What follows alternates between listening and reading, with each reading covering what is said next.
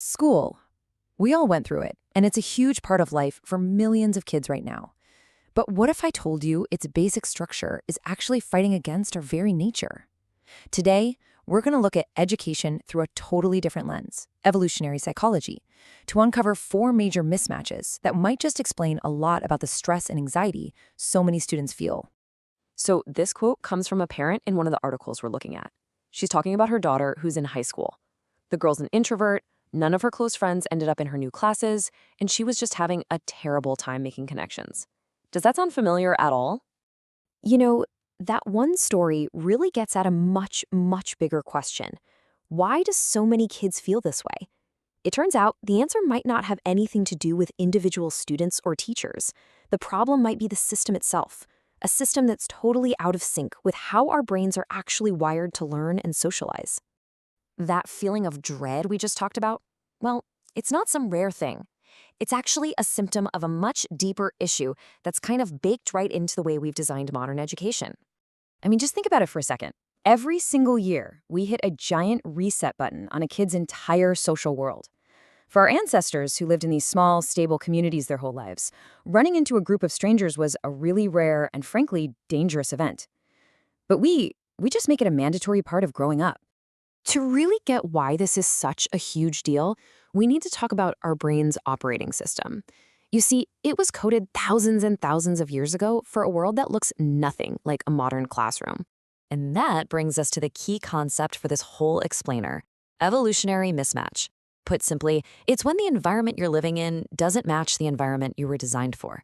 And when you have a mismatch like that, well, things tend to go wrong. And wow, this slide just lays it all out, doesn't it? On one hand, you have how we learned for most of human history, in small, familiar clans with mixed age groups where older kids taught younger kids and with hours and hours of free play. Now compare that to today. New groups of strangers every year, classrooms packed with kids all born in the exact same year, and maybe 20 minutes of recess. The difference is just staggering. Okay, so let's really dive into this. The source material breaks this big problem down into four specific mismatches that are having a huge impact on our kids.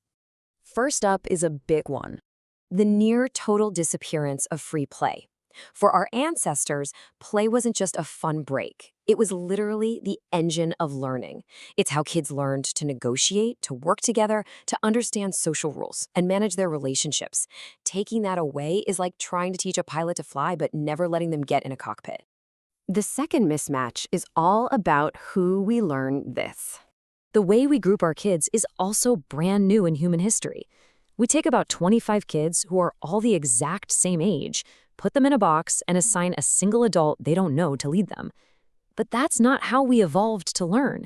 We learned in dynamic, mixed age groups where older kids would naturally mentor the younger ones. Learning was a community project, not a top-down lecture. And when you combine those first two mismatches, you get to our third point, and it's a big one. So here's the thing.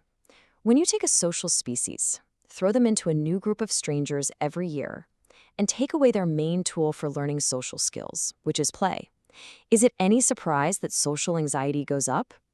It's not a bug in the system. It's a predictable feature of this evolutionary mismatch. The system itself creates the perfect storm for anxiety to grow. And that brings us to the fourth and honestly the most disturbing finding of all. Researchers started looking at youth mental health data, and they found a pattern that is just chilling. And it lines up almost perfectly with the school year. So yeah, this goes way beyond kids just feeling a little uncomfortable or out of place. This mismatch is now being linked to the devastating mental health crisis we're seeing among young people today. The data here is just heartbreakingly clear. Studies have found that, on average, reported levels of suicidal ideation among teenagers are significantly higher when school is in session, and they drop when school is out. I mean, just look at this chart. The trend couldn't be more obvious. When school is in, stress goes up. During breaks, like over the summer, it goes down. This is a huge red flag that the school environment itself is a major, major source of stress, likely because of these very mismatches we've been talking about.